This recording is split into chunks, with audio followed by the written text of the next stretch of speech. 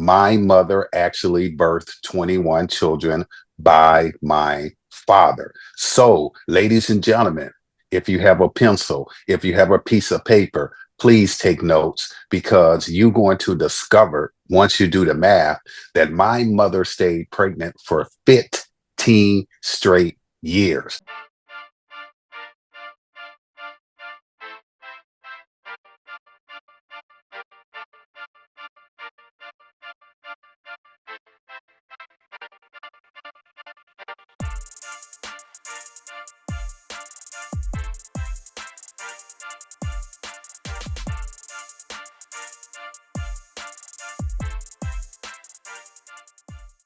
Real Talk with Star Scorpio, episode 110.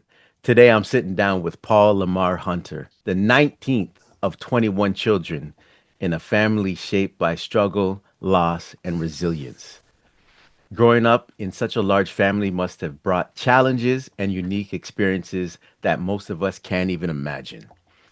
In this episode, I'm excited to dive into Paul's journey to learn what it was like growing up with so many brothers and sisters, and how his upbringing influenced who he is today and what lessons he's carried with him through life. Paul, welcome to Real Talk with Star Scorpio. How you doing today? Hey, I am fantastic, and it is a pleasure to come on your platform and share this remarkable story because I know the viewers are going to be taken aback and they are going to rush out to purchase my mother's book and purchase my book as well. Yes, yes. I read something about that too, and I'm going to ask you about that later. So, Paul, this is one of the podcasts where I'm gonna just want to hear your story. Usually, I have a list of questions, but I think your story will be better brought to the audience by you telling significant uh, timestamps in life. But the first thing I'm gonna ask is, 19 of 21 children, right? So tell me, you're the 19th. How is it? How was it growing up with so many siblings, and what were your parents like? I can tell you this. I have to get started Mm. because this is true. My mother actually birthed 21 children by my father. So, ladies and gentlemen, if you have a pencil, if you have a piece of paper, please take notes because you're going to discover once you do the math that my mother stayed pregnant for 15 straight years. Let me repeat it again. My mother stayed pregnant for 15 straight years. Yes, she birthed 21 children by my dad. As of today, 17 of us living today, 65 grandchildren, and 87 great grandchildren. So, hey, if you want to pick on me and if you want to fight me, you got to fight the army. In the name of our family, army is the Hunter family. So it's too many of us and you will never, never win. All right, tell me, Paul, where did this story start? Because you're from the States. You're born and raised in the States, right? Yes, yes. I was Yeah. born and raised in Racine, Wisconsin, but it all started in Vicksburg, Mississippi, where my mother, as a teenager, was working on a farm, just like my father was working on the farm, and they just met and fell in love, and so they decided to start having children at a young age. From there, they moved to Racine, Wisconsin, and even though my parents left Mississippi and went north to Racine, Wisconsin, the life's journey was remarkable. It was some difficult times. It was some times where mom and dad wanted to give up, but they did not give up. That's the reason why this is a story of never giving up. My mother and father was faithful to each other. So they went through the bad times as well as the good times. So if you are a married couple that's struggling right now, I tell you what, the good times will always outdo the bad times. So stick with it. Yeah, oh, see, you just said something there that will probably help a lot of people that are gonna tune into the podcast because I do like to share a message of positivity in the podcast and inspiration. And I think you're going to hit a lot of points today. Going back to your parents, though, some of us don't know our parents' history, right? My parents had my brother and I late in life, right? My Yes. dad's 93 right now. My mom's turning 91 next week.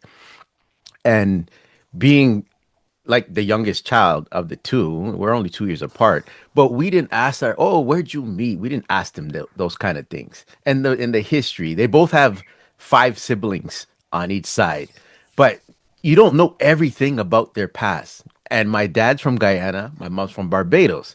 So you don't know all that history. Some people I talk to on the podcast, especially from the States, they're from the States and the lineage goes way back and back.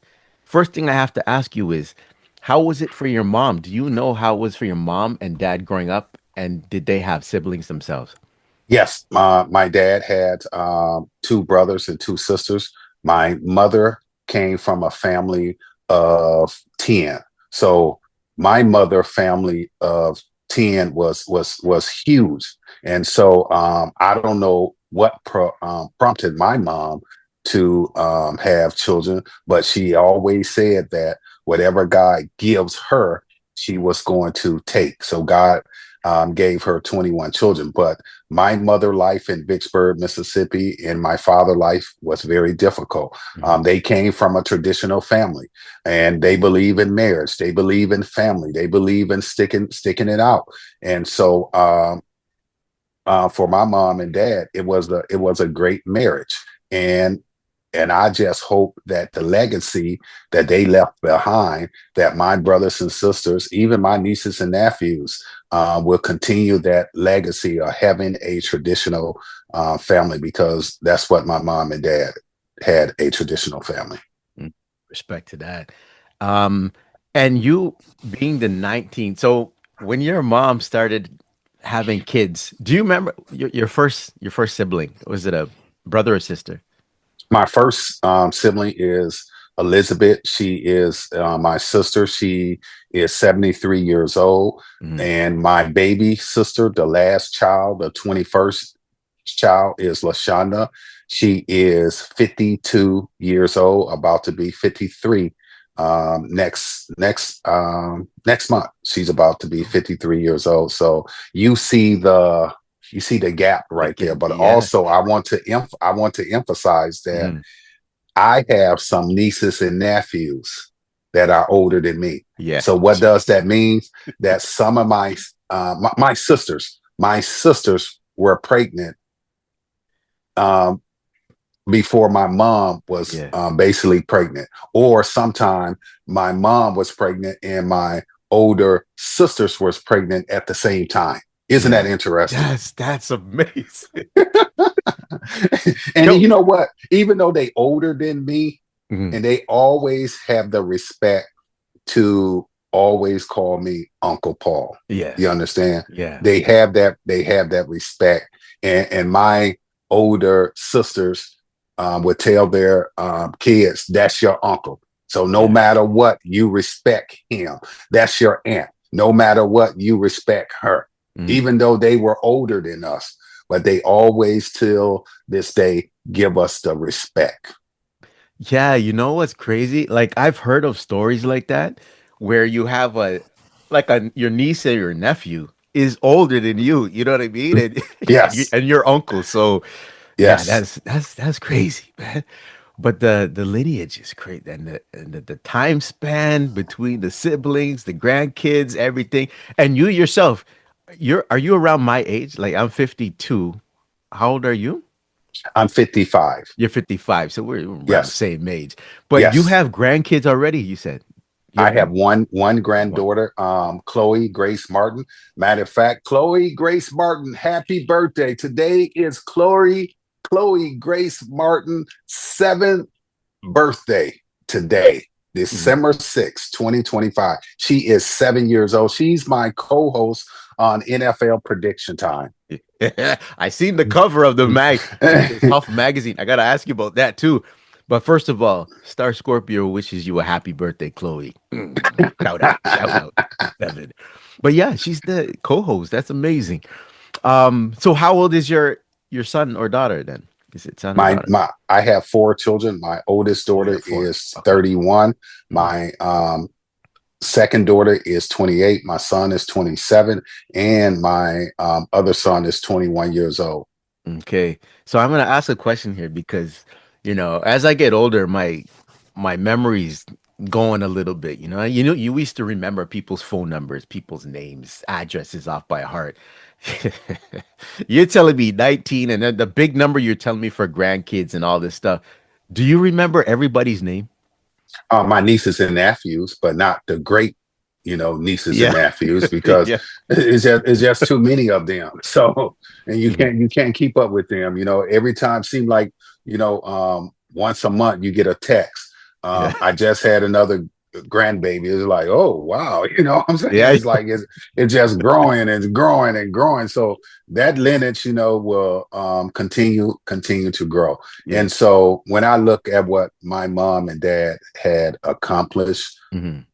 it is wonderful to see that they left behind um, some great men and great women to continue their legacy, to continue to have faith, to continue to have love, Hmm. um, to continue to say positive things into the lives of men and women. So I am grateful for the opportunity to be on your show, because um, if it wasn't for my mom and dad and my siblings, I wouldn't be speaking to you today.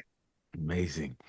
And growing up, I'm sure there was challenges, but the other thing I want to ask is, when did you realize? So you're 19th, right?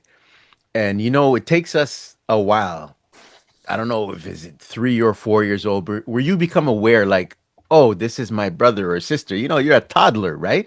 When Yes, did you realize now that you're like, whoa, this is my family? Like I have so many siblings. Tell me about that feeling when you were a little one. I'll tell you what, I realized that when I was 10 years old that 10. I had a big family.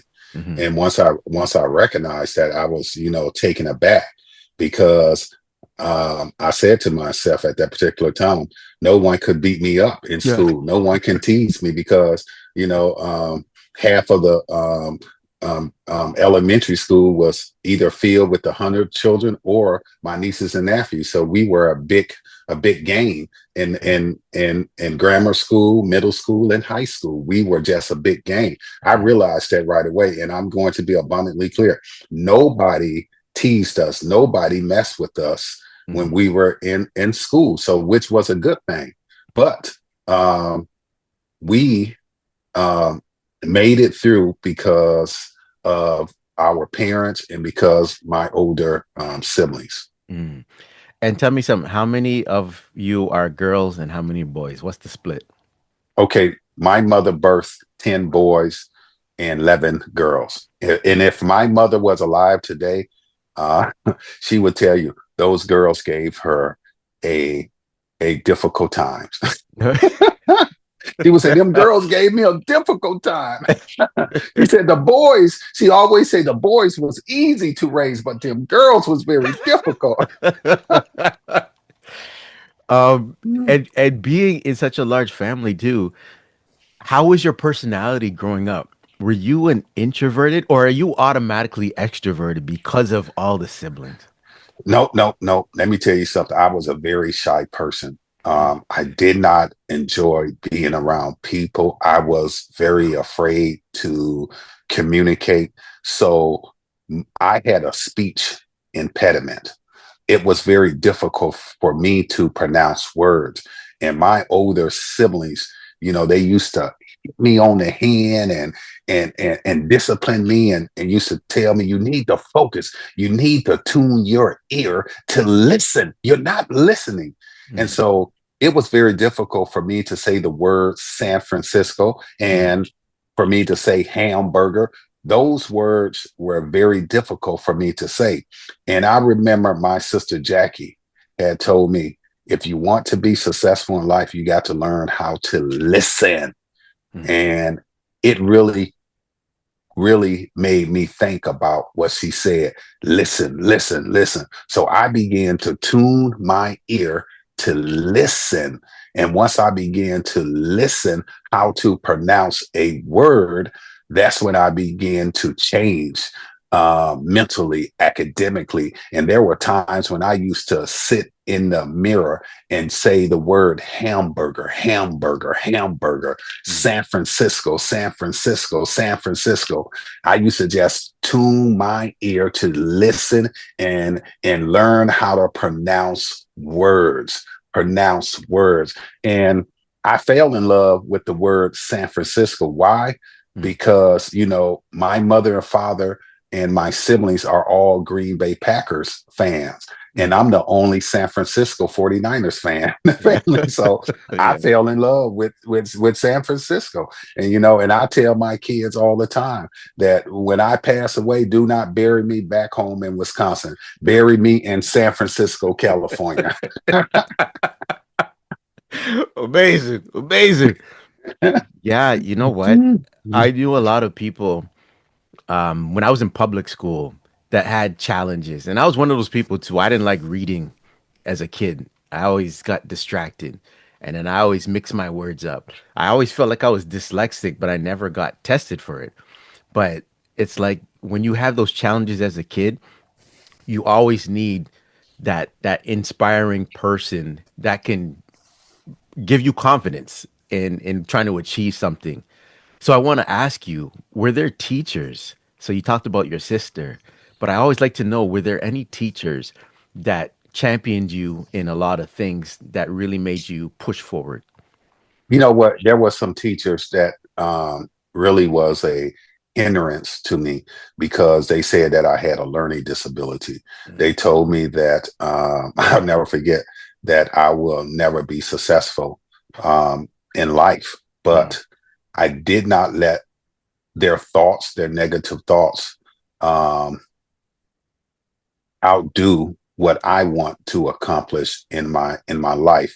But it was one teacher that made an impact on my life, and that's when I was in high school, Mm. Mrs. Samuel, and she had told me that you are college material. You do not have a disability. Mm. And what she discovered is, and what I discovered is that I just needed someone to work with me one on one. If and I know that it's very difficult for a lot of men and women to share their personal weaknesses, but your weaknesses can be turned into a strength. If you look at what I had accomplished in my life, I turned a lot of my weaknesses into my strength. I don't care what people think of me. I want to see everybody succeed. And so if you have a weakness, ladies and gentlemen, work on it, turn that weakness into your strength. If I can do it, you can do it. I turn a lot of my children weaknesses into their strength. And that's the reason why they are very successful today. So here I am, a college graduate. And that is huge. I'm talking about extremely huge in the Hunter family. Just imagine someone putting you down. Just imagine someone telling you that you're not college material. Just imagine someone looking at you and saying that you have a disability. Just imagine someone telling you that um, you can't focus. You have a learning um, deficit. But look who I am today. I'm Paul Lamar Hunter. I'm a college graduate. Why? Because I surrounded myself with positive men and women that was in position to help me elevate. Well said, Paul. Well said. Um, when was it in your life though, in school? Um, I think what I'm trying to ask is, there's some people I know have some bad influences, right? There was always some Yes. people that were always on the straight and narrow, right? But a lot of people I know, I guess, had some bad influences at time, and some people are still that way and they stray down the wrong path. But then some people meet a group of friends or one friend or whatever it is where they make that turn in life and they turn on the righteous path or the positive path in life. Did you ever experience a bad friend group which was putting negativity on you and kind of hindering your progress in life? And did you hop over to the other side where you had a good group of friends. How was that for you growing up? Friends. I, t- I think what really happened to me is I have always been an outsider. So during high school, a lot of my friends was into partying. They was into doing drugs and alcohol. Mm, That wasn't my lifestyle. They tried to encourage me to do it, but I decided not to because I saw the effects of drugs and alcohol in my own family household. So I never had that desire, but I never separated myself from those people because I knew that I was different and I knew that my purpose was bigger than my circumstances. So as a 55-year-old man, I can clearly say I don't do drugs and I don't do alcohol. And the way I came in the world is the way that I'm going to leave this world. I just knew that I wanted something more. I wanted more. I want to accomplish more than my father, more than my mother. But I understand that my accomplishment in life is due to my mother and also my father and my siblings as well. So anything that I accomplish is in life due to my mom and my father and also my siblings. So I never put myself in a position to really be around negative people that's really going to commit crime because when you're on drugs and alcohol, different things can happen. So when I see negativity is happening in my friend group, I mm. just separate myself from them because I don't want to be associated with that. And I think that's the reason why I'm successful today because I know how to decipher what's good and what's bad. Mm, well said. Are you like me where, because we're around the same age and we didn't grow up with social media? Are you like me where I think Facebook, like there was MySpace and Black Planet back in the day, Yeah. but Facebook really reconnected me with some high school, junior high, public school friends that I didn't see in years. And then you're kind of like, oh wow, this person's doing that. And then you see some people that haven't changed or whatever. Were you like me where you hopped on Facebook, say, and then you interacted with people that you grew up with and you were surprised to see where they were today? Or they were surprised to see where you are because your family was probably well known where you are. You know what I mean? They were surprised to see my accomplishment Mhm. because a lot of them were in grammar school, middle school, and high school with me, and they were surprised that I was able to have my family profile in Ebony magazine twice.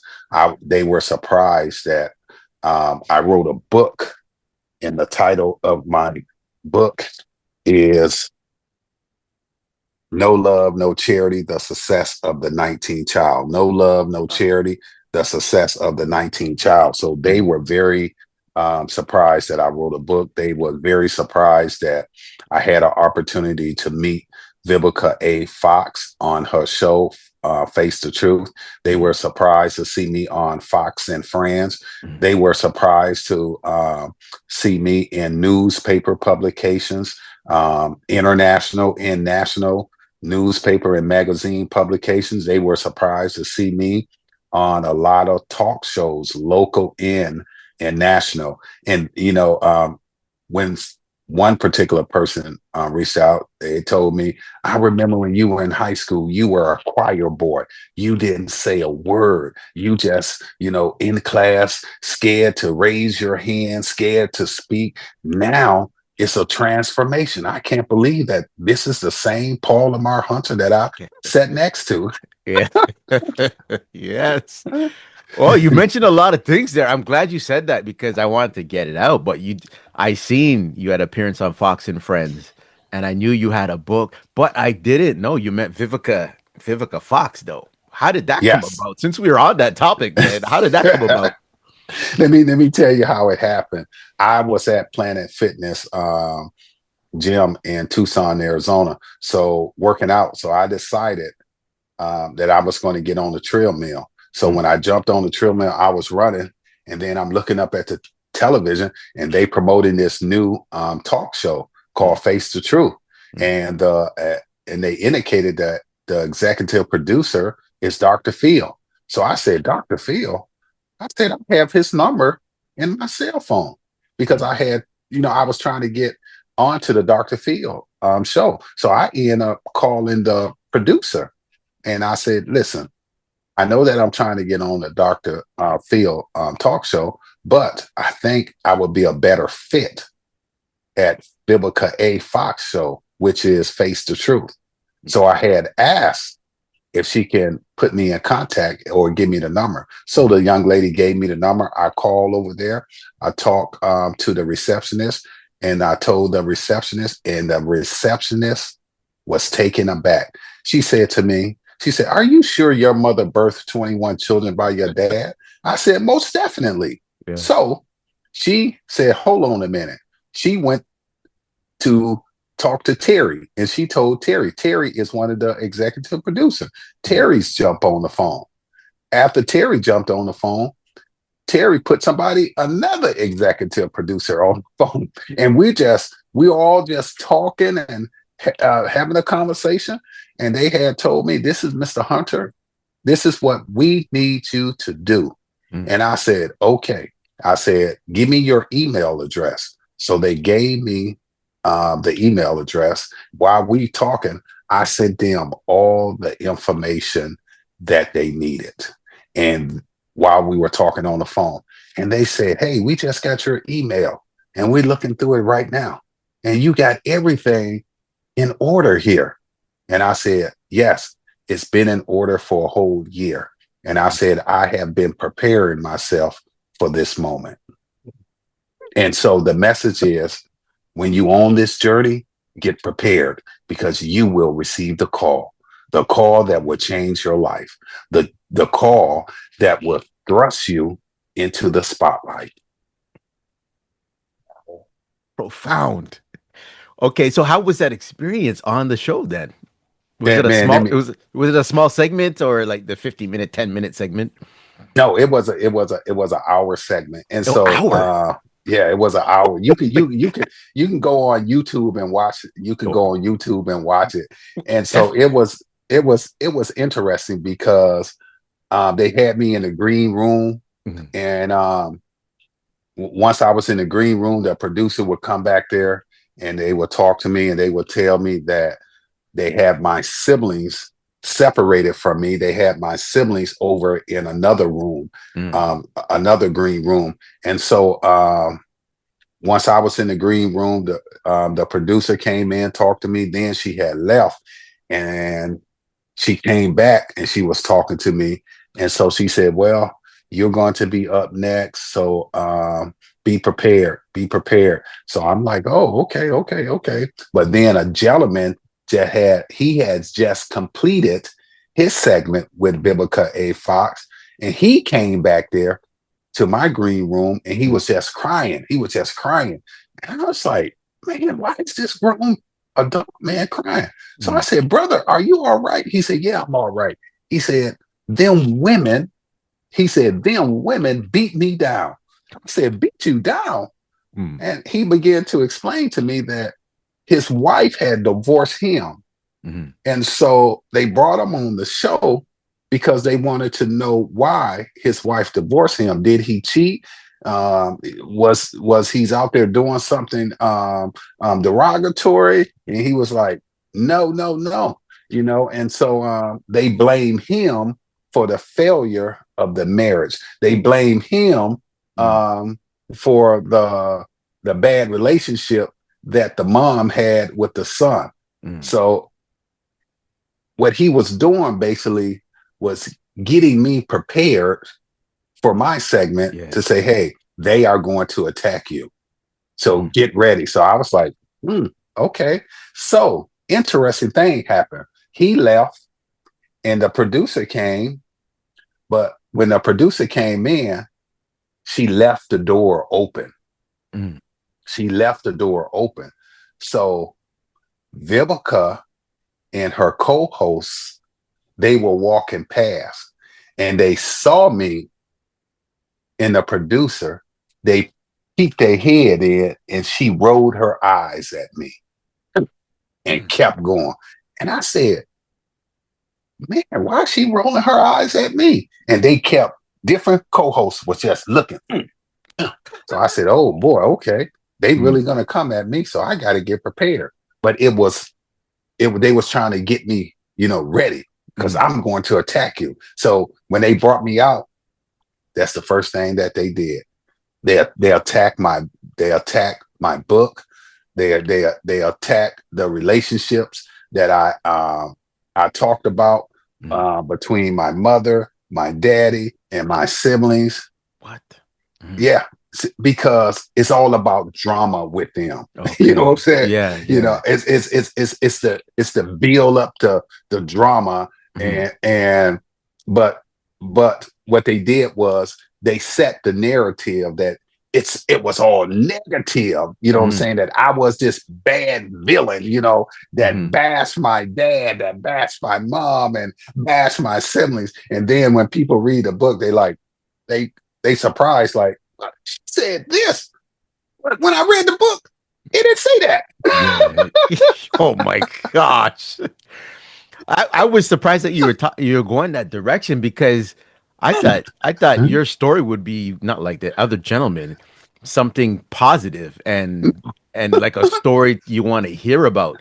But Yeah. I didn't know you were gonna go that direction. Yeah, because that's what her show was all about, Yeah. is to basically, if you look at her show, it is to bring men on the show Mm, and basically tear them down. And mm, then before you leave, all right, you have this come to Jesus moment, yeah. and they save you. Yeah. Jesus.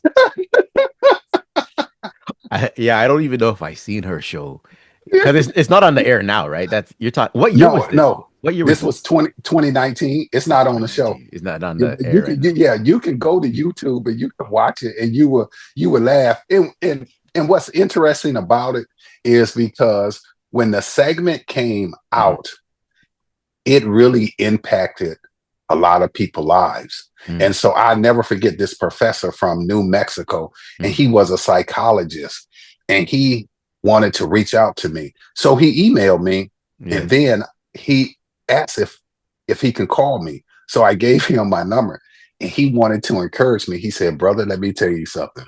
Hmm. You did a wonderful job Hmm. with those four women, because they came out to attack you, and that was their agenda, is to attack, attack, attack, but you stood your ground." And he said, "I command you, I really respect you for standing your ground and holding on to your truth." Yes. And he said they end up backing down. And Mm, he said, anytime, he told me that, he said, anytime you are dealing with women that has a talk show, they are always going to attack. He said, because that's the show that they created, is a drama show hmm. for ratings. Hmm. They want ratings. They don't care nothing else about you, but they just want ratings. They want drama, and they Hmm. want ratings. So he really encouraged me. He just told me to to um, continue to be a blessing in other people's lives, and that's basically what I'm doing. And Yeah. and when you speak, let me tell you something, brother. When you speak truth, Hmm. people don't want the truth. Hmm. People want to be lied to. Hmm. They still want to live in the matrix. Hmm. They don't want to swallow the red pill. They just want to live in the matrix, and I'm out of the matrix. I Yeah. really am out of the matrix. Yeah. I know that feeling. I know that feeling. Tell me something though. In respect to being on a platform like that, were you prepared for this? Because, when I did stand-up comedy, your first show is whatever, and you're understanding the audience and you're learning. Your 10th show, you know a little bit, but by Yeah. your 15th, 20th, 25th show, you get it. You understand what happens when you get introduced, what you're supposed to do on your set, what happens after your set. when you're on a platform like a news media show and things like that, you start to understand the cadence and what happens. Where were you in respect to being on a platform? Like you were you on Fox and Friends? Like Vivica wasn't your first experience with like media or interviews, was it? No, no, no, it was Okay. not. Okay. So I can say this: You know what when I'm I getting grad, at? You know what I'm getting yeah, at? I want to know if they when rattled you. That's what I really yeah, want to know too, right? I started off in 2012 after I graduated. Hmm. In retrospect, doing those television interviews, Hmm. it prepared me for Okay. that particular moment. Yeah. So they could not rattle me Yeah. because I had the opportunity before I even went on the show is to watch a couple segments of Okay. how their format Hmm. operates. And once I learned that format, I said, "Oh, okay, I know where they're going." Yeah. So, you know, like I said, in retrospect, those television shows Hmm. they really prepared me for that particular moment. So Yeah. now, when I go on um, talk shows, I'm prepared. I'm not afraid to speak. Hmm. I just prepare myself because I know if you are about drama, I know that what you're going to bring. I've been on some podcast shows that they are about drama, and Yeah. so I sit back, I watch, I learn, and then once I go on the show, the first thing that they want to do is basically attack me for wearing this hat. You Yeah. understand? They Hmm. attack me for wearing a hat Hmm. that says Trump is 2-0 against women. And they Hmm. say, why would you wear that hat? I say, well, it's the truth. Trump beat Hillary Clinton. Trump beat Kamala Harris. I Hmm. said, is that a fact? Yeah, but you shouldn't wear that hat. You should say Trump is 2-0 against the DNC. So Hmm. when you speak truth to them and you lay out facts, they just don't like it. So and I think it's a different society. What Vivica A Fox show did Hmm. was push a narrative that uh, these other podcasts can basically bring people on and degrade them and put them down, Yeah. but but not don't hold them accountable. You Yeah. understand? Hmm. I get it. I get it, man. Um, Mm-hmm. being and also I noticed some stories like it catches like like a flame to a fire, right? So your Yes. story of 19th of the 21st child, because I don't know how it is in the States, but overall, when people catch wind of your story, and it's just intriguing when you hear that, right? And the name of your book as well. Was there a run when you started getting contacted and then people see you on TV or they see you on some kind of media and they're like, oh, we got to hear this story more. And also, are you the only one that was telling this story out of your siblings?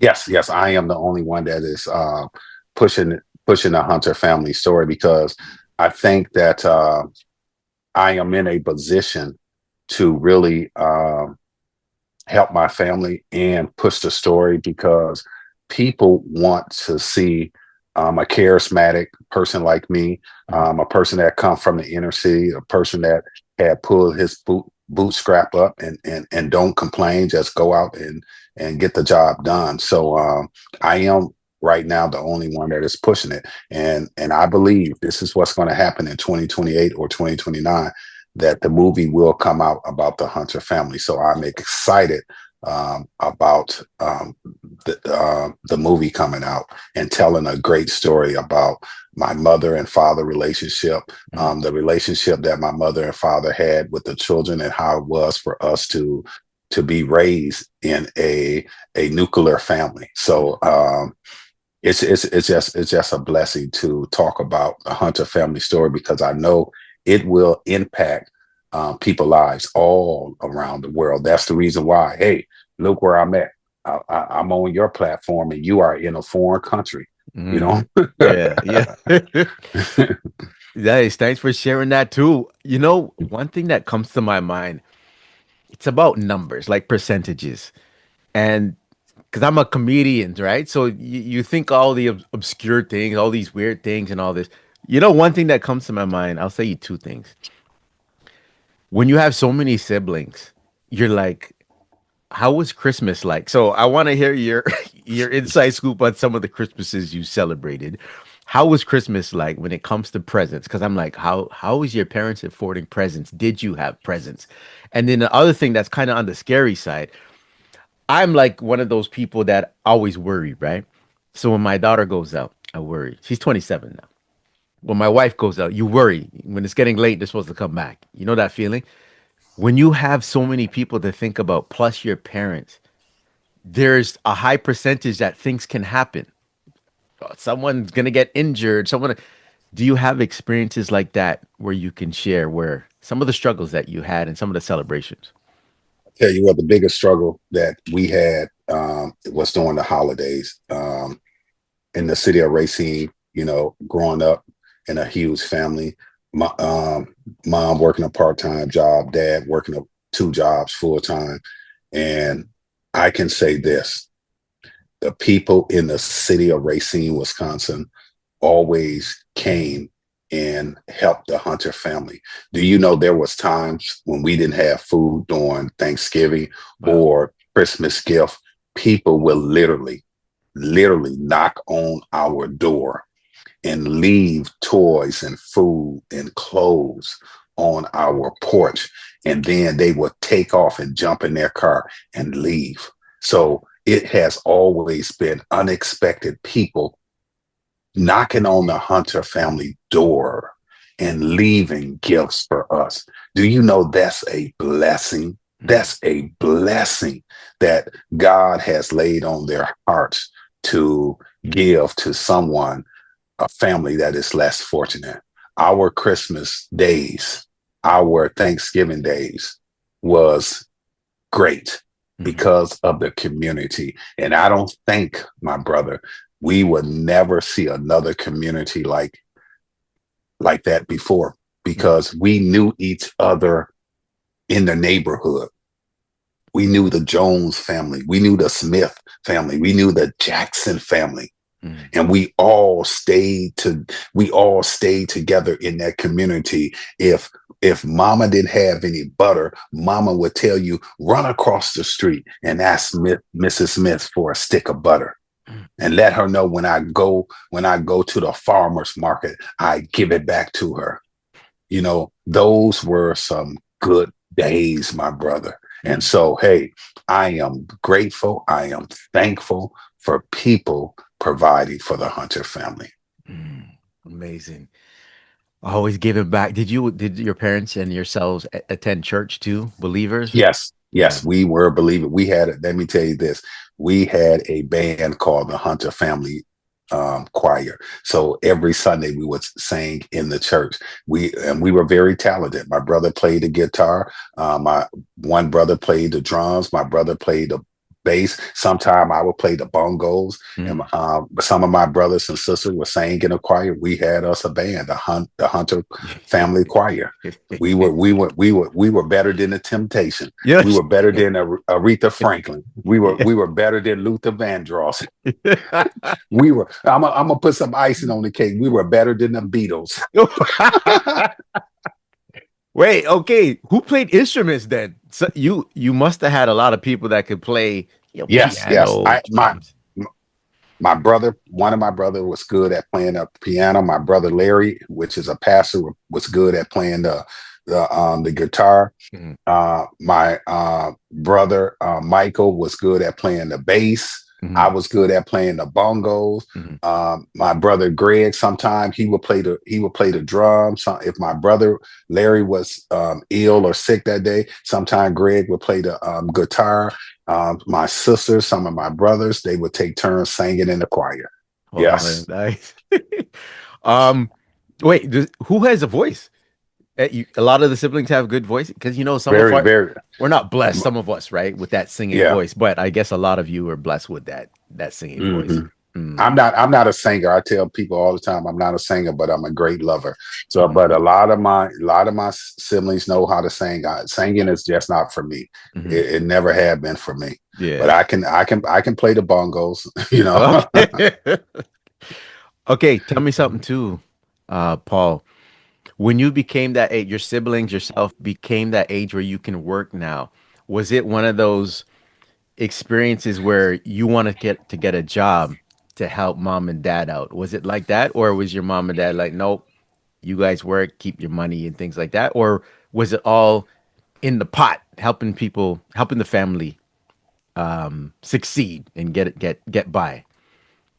Well, I tell you what, my brothers and sisters, the older ones, had jobs when they were teenagers, Hmm. and so they will help out um, with the family paying bills and stuff. Because Okay. what my mother and father wanted to do Hmm. was to get us prepared for life. So when we became teenagers, we had to work, and also they trained us to pay bills. They trained us to be successful. So we had to help out, and we were at living at home with mom and dad. Hmm. Yes, you had to make a contribution to the Okay. Hunter household. Yeah. Um, I'm gonna ask you this would you rather question, but before I do, I just want to know your have since passed. What happened? Yes, yes, Yeah.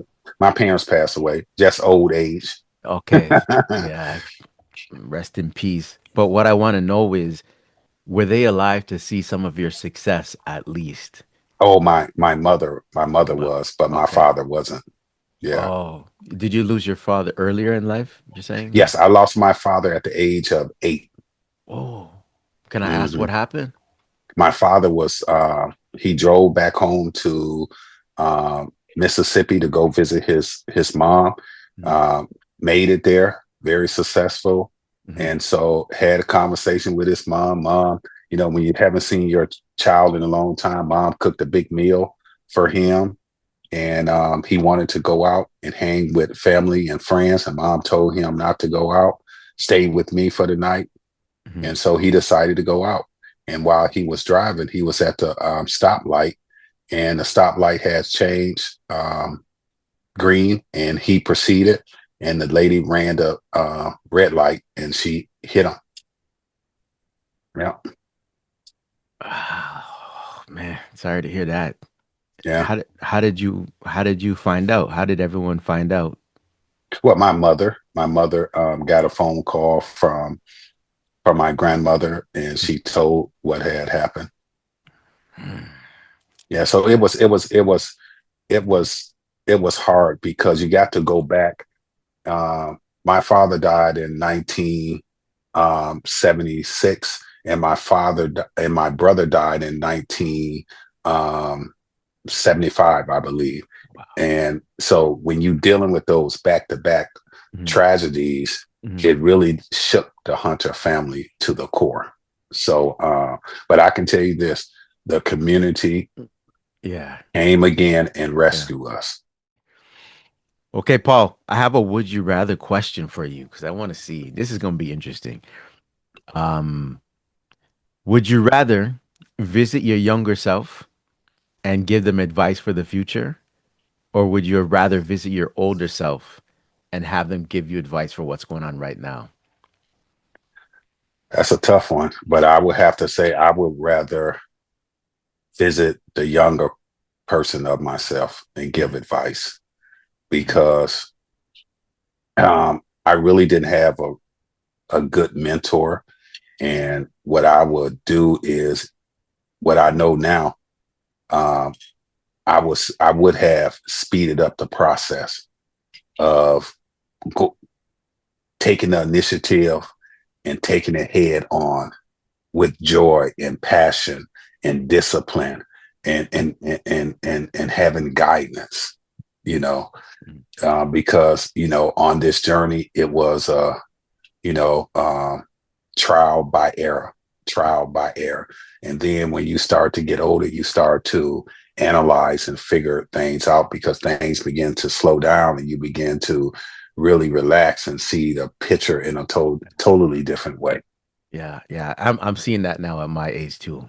Seeing things. Yeah. I feel like I told my wife the other day that I feel like life is slower now.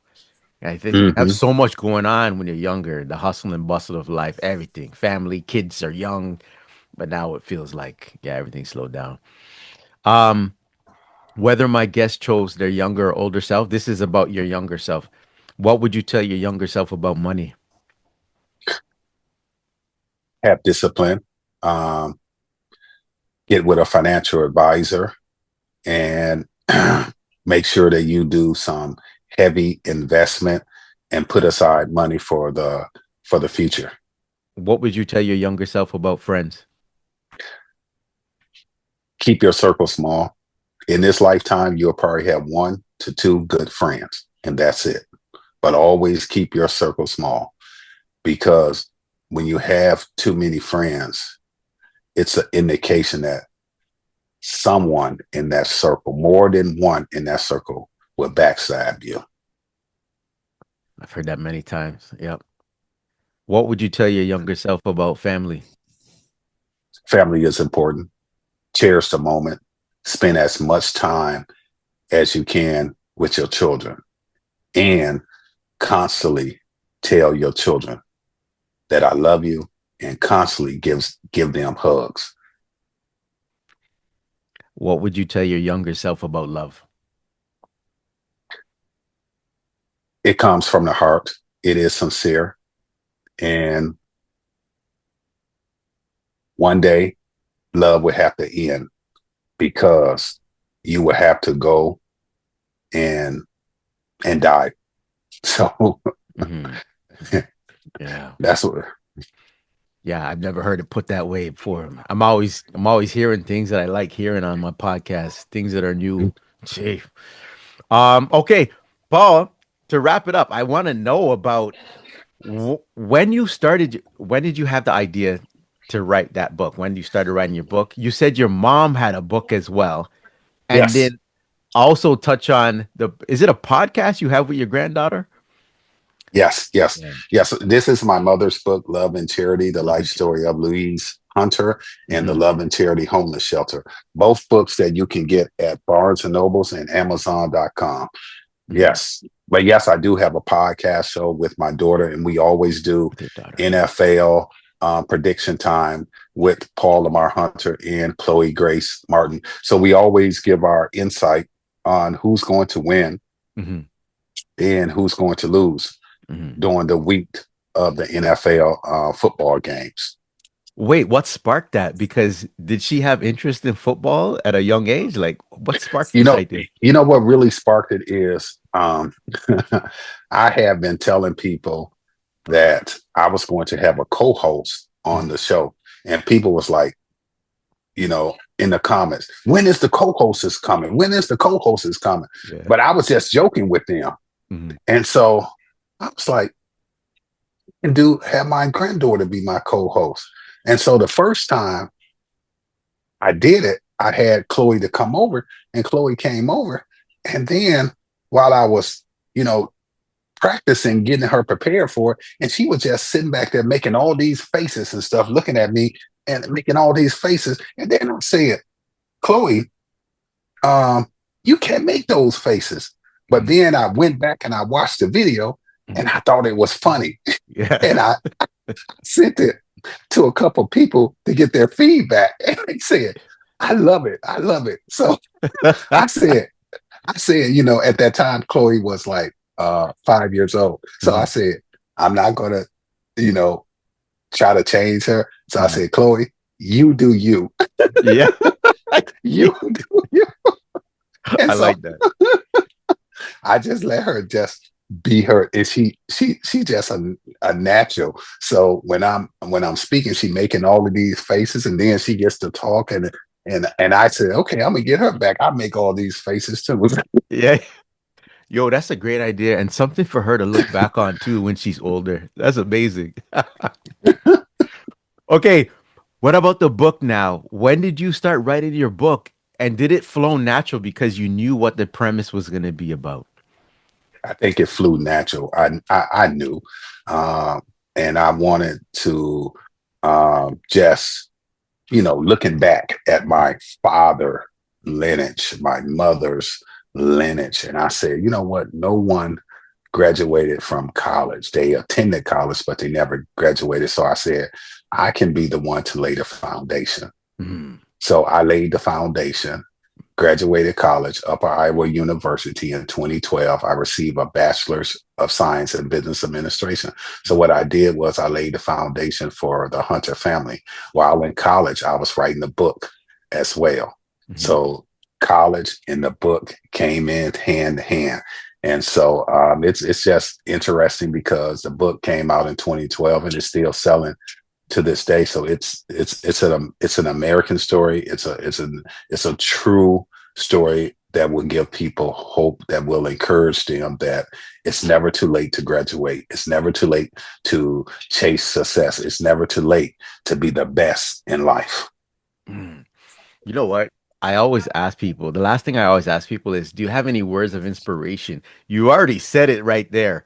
But is there anything you want to say that's profound to give that message to someone who wants to give up on life and is at their wits' end and they think they don't have any hope? Well, I think the best message that I can say is to have an attitude of never giving up. I remember Russell Wilson, former quarterback of the Seahawks, um, was in a Super Bowl against Denver, and he was so concerned about if he was going to win it. Can he do it? And his father told him, "Why not? Why not?"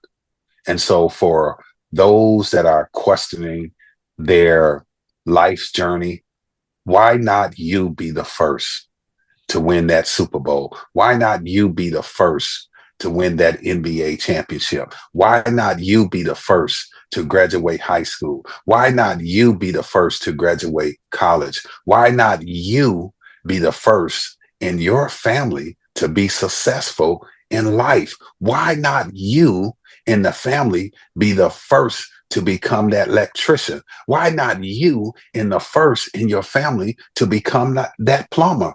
Why not you? You can, but you have to have a positive mindset and you have to surround yourself with positive men and women. Well said. Yes. Well said. Um, Thank you. yes. I have one more thing here for you to answer, and you're gonna ask me to read out the Blue Jays or the Raptors. The Raptors. Let's go. Huh, okay. There's probably a lot here. Name one challenging thing you had to overcome in life. I think one of the biggest challenges that I had to overcome in life was my fears. I had, like I said, I had a fear that I couldn't succeed in life. I had a fear that I could not become a public speaker in life. I had a fear that I couldn't become a writer. I had a fear that I wasn't a great person, but I overcame those fears. Why did I overcome the fear? I looked at fear and I said, fear is a hindrance. Faith is a blessing because faith elevated me. Faith made my confidence go to another level in life. I gotta tell you, you're making it easy for me to do some reels for yeah, I'm telling you that. I got so many real ideas from you. Oh my gosh. Paul, thanks for sharing that. I hope it helps somebody out too. Um, Yes. the last thing we do is the donations. So I have four balloons here, Paul. I see the blue, the green, Orange the orange, and the yellow. Okay, and the yellow. yes. So the four charities that I donate to are Kawartha Lakes is an area here in Ontario, and it's the Kawartha Lakes Animal Wellness Society. I have the Fundraiser Warriors that I donate to, Liam's Mission, and then my friend Kevin has a sports camp for kids called Juku Sports. I'm Mm, gonna see by the color you choose, I'll see who I'm donating to. Blue, green, orange, or yellow. Which one do you want me to pop? green. Look at that. Episode 110 with Star Scorpio and Paul Lamar Hunter. Star Scorpio will be donating to Oh, you're not gonna be able to see it, bro. So, Yes, the Juku Sports. Juku Sports. Perfect. Thank you, Paul. Any last words? Let the people know where they could find you, your social media, your YouTubes, anything you want to plug. hey, I tell you what, if people want to get in contact me and want me to come to your country, hey, go to my website, paullamarhunter.com. Also, my social media is under Paul Lamar Hunter. I am on Facebook, Instagram, X. So you can visit my social media. And I just want to thank you for giving me the opportunity to come on your podcast. And so hopefully when that movie comes out, I'm going to get back in contact with you so we can do it again. Yes. Real Talk with Star Scorpio, episode 110, and we out.